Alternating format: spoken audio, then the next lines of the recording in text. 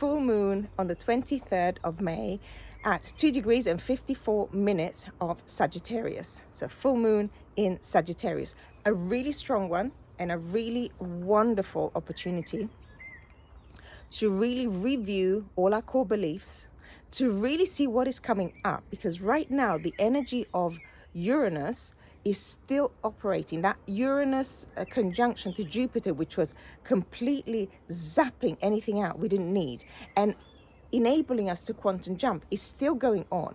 So during March and April and the beginning of last year, really, of this year, we let go of a lot of beliefs about ourselves and about core beliefs. Now, what is Sagittarius about is really about our core beliefs about life, yeah, about journeys of the mind, body, and spirit, about our own deep spirituality, what we truly believe in, yeah.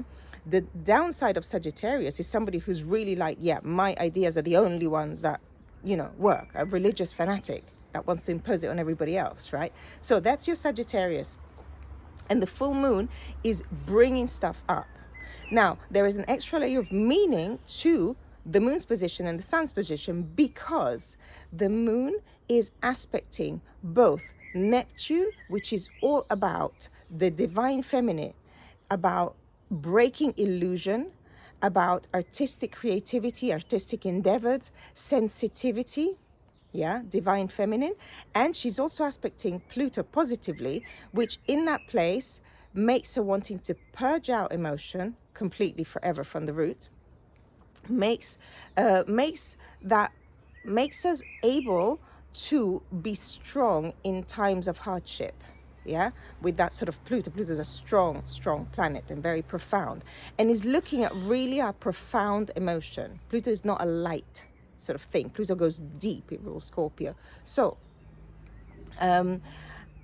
all that is enhanced. So it's not just the moon by itself, it's the moon kind of, with extra helping of Neptune energy and of Pluto energy, which is going to make it a lot more powerful and really deep as well. Yeah, if you look at Neptune, it's really like the 12th house, our past lives. Pluto is also eradicating things from a deep subconscious. Yeah, so we're looking at, our emotions are really core ideology and core journeys of the mind, body, and spirit. And we've got this extra psychic sensitivity from the moon.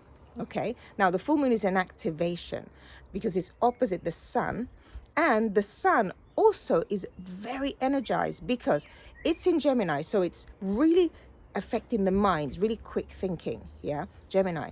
Plus, it is also aspecting Neptune and Pluto positively, so it's making the sun into a daydreamer, an idealist. So very much about, okay, what do we have any ideas that we don't need anymore? Yeah, are some of our ideals maybe right or not right for us? Is it the culmination that we've decided we definitely want some of those ideas? Yeah, and Pluto, which makes it passionate and driven. So there's an opposition between those 2 points, and it feels like stuff is coming elicited from us from the deep inside the moon and from our essence outside the sun. Okay. On top of that, the sun, not only being energized by Pluto and Neptune, is also at 2 degrees Gemini, right behind it at the last degrees of Taurus, at 29 degrees of Taurus, which is also called the anaretic degree, which is like the place where, a planet wants to tell you everything it's got to tell you before it moves on, right? It's got, in Taurus, last degrees, it's got Venus, and it's got Jupiter, and a little bit behind, it's got Uranus, okay? So the moon is really not just opposing the sun. The moon is opposing the sun, energized by Neptune and Pluto, which is all about divine feminine, about daydreaming, about driven, about, our own deep core passions, and Pluto core wounds as well. And Venus about our own self-love in Taurus, about our security, self-love, security in our heart, burdens we've been carrying, yeah, as well. Ourselves out of love, or we think it's out of love, is it really love? And Jupiter, which is also about our own expansion. Jupiter rules Sagittarius, so it's going to be really expanding whatever is, shedding light, with the sun to our inner deepest emotions. to do with our journeys of the body, mind, and spirit, to do with our, really core beliefs about life. Well, any beliefs we got left after the eclipses and after the Jupiter-Uranus conjunction. And of course, Uranus, which again is getting a little zap from this full moon, reminding us of what happened at the Jupiter-Uranus conjunction, what we let go of, yeah?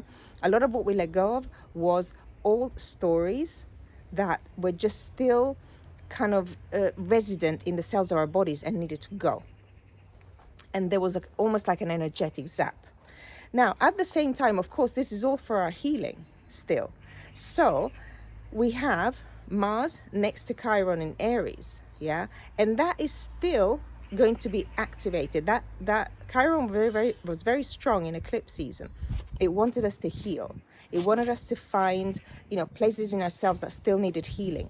Uranus conjunction helped it. And now this is just kind of rehashing some of the healing we had when Mercury was retrograding through Aries, went near Chiron, and now Mars is near Chiron. And Mars is very much at home in Aries, and it wants to do things fast, yeah? So this whole mixture is going to bring in some quite expansive and beautiful energy.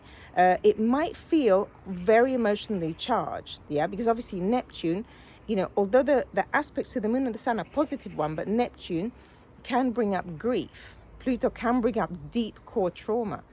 If it's coming up, know that it's there to be released. You have the help of Chiron. You, me, all of us, we have the help of Chiron and Mars together, yeah? It's almost like Chiron wants to heal and Mars gives it a push in Aries, in its home sign, so that we can become really sovereign to ourselves, yeah? Venus is at the last degree of Taurus, so it's like, okay, what do you need to know? What does she want to tell us about our own self-security, about our hearts, about what we're really feeling? Do we love ourselves enough? Are we self-reliant enough? Yeah.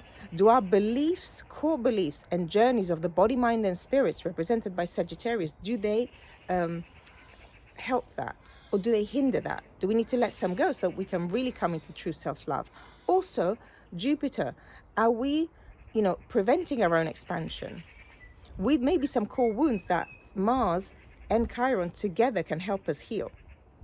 So it's a time where, the light of the sun, together with all these energies of Venus, of Jupiter, of Uranus, shines a light on this moon in Sagittarius, which is all about expansion, core beliefs, generosity, optimism, ideals we need to let go of maybe, or ideals we decide to keep, okay? With this moon, which is in Sagittarius, she's being lit. A dark thing is being lit, yeah? So see what's coming up for you.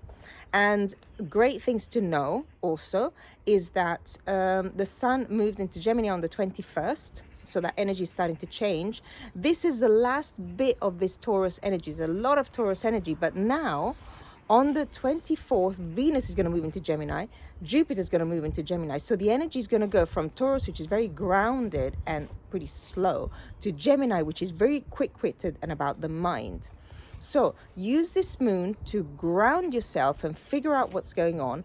And like the Sagittarius, the archer that shoots his arrow into the Milky Way, figure out, where you want to go.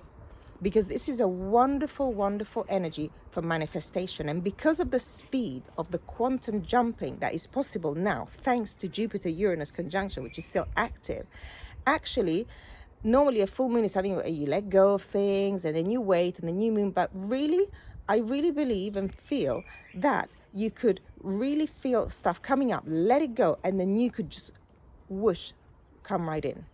So I wish you a wonderful full moon. If you like this video, please like it. If you like my videos, please subscribe to my channel. If you want a personal reading, come to thehealingcentral.com. I offer a variety of reading, of course, astrology as well, and healing sessions, and we can work together. Lots of love.